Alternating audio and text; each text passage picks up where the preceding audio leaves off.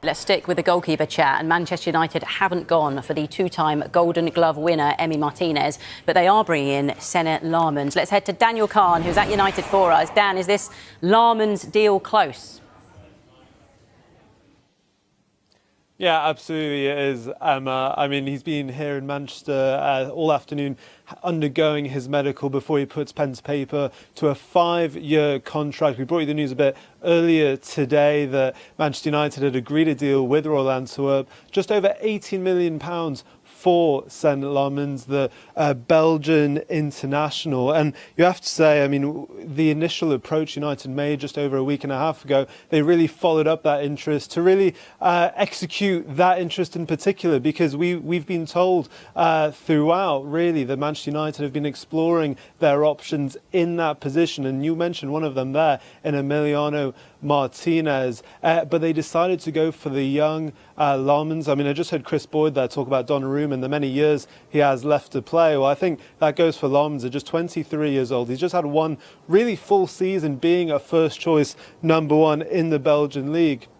And clearly Manchester United feel he is the right person to really contend with the goalkeeping department of Andre Onana and Altay Bayindir. Not expecting this to go down to the wire. I think United will hopefully get this done well before the deadline, just waiting for that official confirmation, and we'll keep you posted on that. But in terms of Onana and Bayindir's future, no goalkeeper is expected to leave the club today, Emma. But what will be interesting is in the next week or so, we understand that if there is an offer for the likes of Onana or Bayindir, Manchester United will consider it, and you'd expect that they will consider their positions as well. When you think Onana came into the season as the number one, he's been dropped to the last 2 games with Bayindir coming in goal, but both goalkeepers have really failed to convince so far this season. But I think it's been an impactful deadline day is probably the right word to use for Manchester United, because going into it there were a lot of question marks over the departures they were trying to sort out. The likes of Antony, he's on his way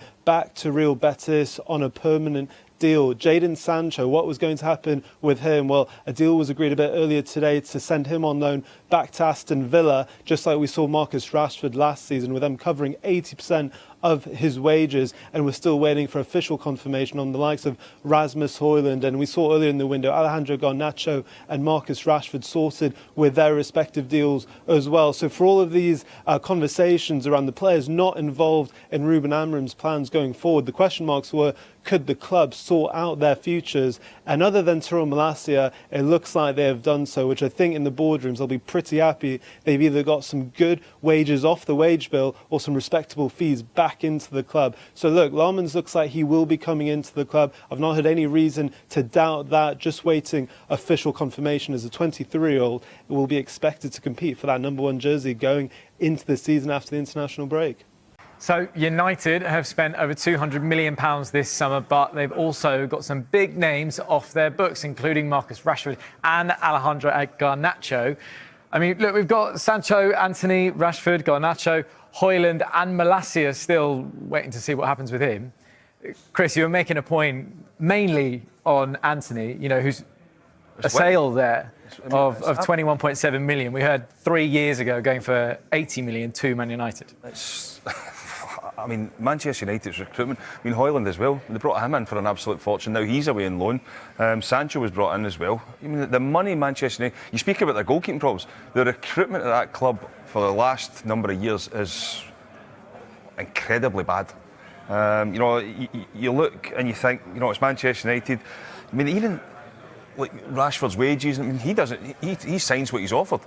You know, so the amount of money the club has wasted now for a long, long period of time, somebody does really need to get a grip of it from top to bottom. So what have you made of it? Because it does seem like Manchester United, they make these massive deals, the players come in and then it all gets a little bit ugly. They're all training in a separate location to the others, their changing rooms are different. Where do they go after this? Have they got to change their strategy? Yeah, 100%. Like, the recruitment hasn't been good enough. And we were talking about it on the show on Saturday, and we were saying the manager's changing as well. So I think, you know, the style's changing. So then you're bringing in different players to fit with that style. So at some point, they've got to be patient. They've got to stick with the manager. They've then got to build with that manager and bring the right players in that are going to, you know, sort of play that style. So, yeah, when, you know, I looked at the start of the transfer window and you thought, OK, they've brought in some good attacking players. They're players that they needed because, you know, they didn't score enough goals, they didn't create enough chances last season. But then you also looked at the midfield area and you thought, well, to play the way that Amrin wants to play, they need probably more legs and more athleticism in there. Then you looked at the goalkeeper situation, which I know that they're addressing with Lammens. Whether he's the right goalkeeper or not, I'm not too sure. But yeah, when you look at that and you look at the amount of money that they've spent and then what they're going for, the recruitment certainly hasn't been good enough. Do you think, Michael, do you think they've got rid of the right players? Yeah, and what I mean by that, you know, you're looking at, I mean, Garnacho you can claim as an academy project, but it's still a great player on his day. Looking at this team, do you think they've made the right decisions? Well, you can go along from there, Sancho, Aston Villa. I mean, Anthony, you're losing just under £60 million in 3 years. Remarkable. Marcus Rashford gone on loan. Garnacho, Hoyland Field from Malasia.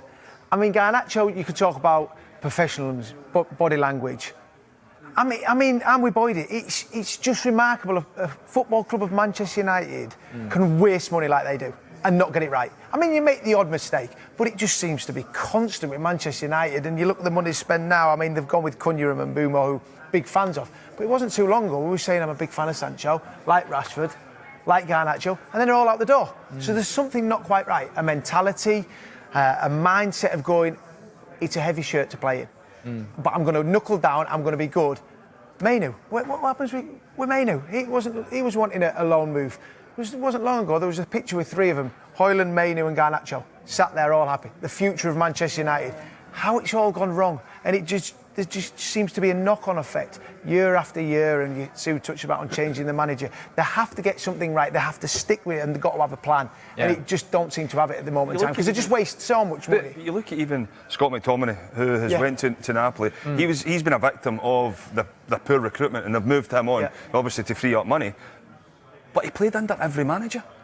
You know, he's a good, talented player. He's went and showed that in Naples, and you look at him now, they keep signing in players. I mean, it's just a graveyard. It's interesting to see that they are getting rid of, you know, and that was, I think, the fan perspective on the Kobbie Mainoo thing was almost like it would be the last straw if it had gone. But it is like they're looking at the net profit of, OK, we can get Garnacho out. He's an academy, you know, talent that we've had. We're going to make pure profit back on that. Same with Scott McTominay. So, you know, but when you see who has left and then you've got who's come in, you know, Dorsey was touching on it, Mbeumo, Cunha, you've got Šeško up top now. Are Man United stronger now than where they were at the start of the window? Yeah, I think they are. They're stronger. They are stronger. I think Mbeumo and Cunha makes Man United strong. The jury's out on Šeško.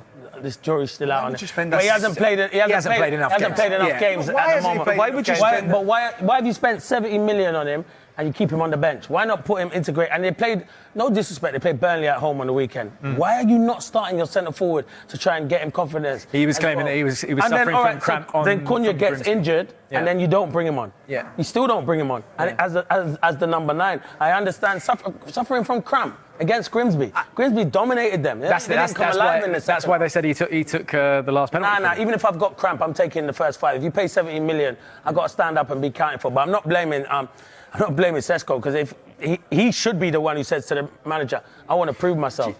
But I do think their window, they've got a strong window. I do think they look better, but Cunha's just picked up an injury, and Mbeumo has obviously got his goal again on the weekend, and Bruno scores the winning goal. But they are stronger, but they've got problems, and we've said that. Boydie's spot on. Their recruitment is nowhere near good enough. If you look at the list of players there, they're all talented. Why is it not working at that football club? There must be a reason why it's not working. Is it down to the individual, or is it down to someone at that football club who can't get the best out of them? The other thing is, you look at the players as well. I mean, Marcus Rashford is Barcelona. Sancho, he was at Chelsea last year. He's at Villa. Yeah. You know, like, it's not as if they're just going to clubs where it's Garnacho, Chelsea, Hoyland, Napoli, champion. Do you know what I mean? It's Is this a victim of the change in manager though? Like you're looking at, I mean, Tyrell Malacia, for instance, right, is an Eric Ten Hag signing. Yeah. He's now but gone. we said As soon that, as he's gone, now Amorim doesn't want him. Michael, what would you say? Yeah, that happened. Ten Hag signed Anthony for a ridiculous amount of money. He wanted him. Also like Garnacho as well. Yeah, and paid way over the price. You have to do. Manager comes in going, I want that player out. And Sesko now might be the same as what Højlund is. I was one when Højlund went in going, give him time. It was a disaster for Manchester United. Could Sesko be another one? They have to get him. When you're paying that much money, I'll get him fit playing signing him then? That is the question. Because if you're Surely a manager, the manager's and you're under pressure and you sign somebody for the amount of money that they've signed Sesko for, the first thing you're doing is putting them in your team. Exactly. You're not looking to create problems with not playing them. Then people are going to question. You've spent another fortune on a striker. You're not playing them. They need to get them in the team. So if that's not the case, who's signing them? Yeah. I think, Sue, a lot has been said obviously about Šeško here, but you still look at it in terms of Mbumo, Cunha, two Premier League proven players that could take Man United to that next level. Is it also about working out the top half? Yeah, well seeing those two players who are Premier League proven, know what they want in front of them. The manager's clearly favouring Mason Mount at the minute. Is that what he's just trying to work out? I've got these two boys that these two have to start each time. Who are they best with? Yeah, probably. And, I think we were all looking and we were saying, well, how come Šeško's not starting in that game at the weekend? Is it because he doesn't quite feel that he's quite ready yet? He's quite fit enough yet? It was an opportunity to sort of put him in there. But, yeah, it is about trying to find who fits in with the system that obviously Amorim wants to play. Yes, bringing in Cunha and Mbumo, you know that they are Premier League proven. You know that they can score goals and they can assist in the Premier League. Šeško may take a little bit more time to adapt. So, yeah, there's so many different things, isn't there, around this Manchester United, and you just hope that from the top to the bottom, it all sort of starts to align. You have to play Sesko. As Boydie said, you paid all that money. Cunha has been playing through the middle as a 9. Cunha's best position is on that left-hand side as a number 10, playing in them little pockets where him and Mbumo cause problems, which he did at Wolves and Mbumo did at Brentford. Sesko, if I'm the centre forward and Boydie will tell you and you're bringing me in for 70 million and you're leaving me on the bench, I'm starting to think, did you want to sign me or did someone else at the club want to sign me? Because I'm thinking I should go straight in. I understand why he's playing Mason Mount. When Mason Mount's fit, Mason Mount is a top player. So you want to try and build his confidence up. But can he not play? And I see him do it at Fulham the other day, where he played him with Bruno Fernandes. They were obviously chasing. No, they weren't. They were chasing that game there. And they did bring him with Bruno Fernandes to sit in there. And he can play in them positions. You do find a place in the team for Mason Mount because I think he's a good player, but not at the expense of Šeško. Well, there you go. Man United have done their business.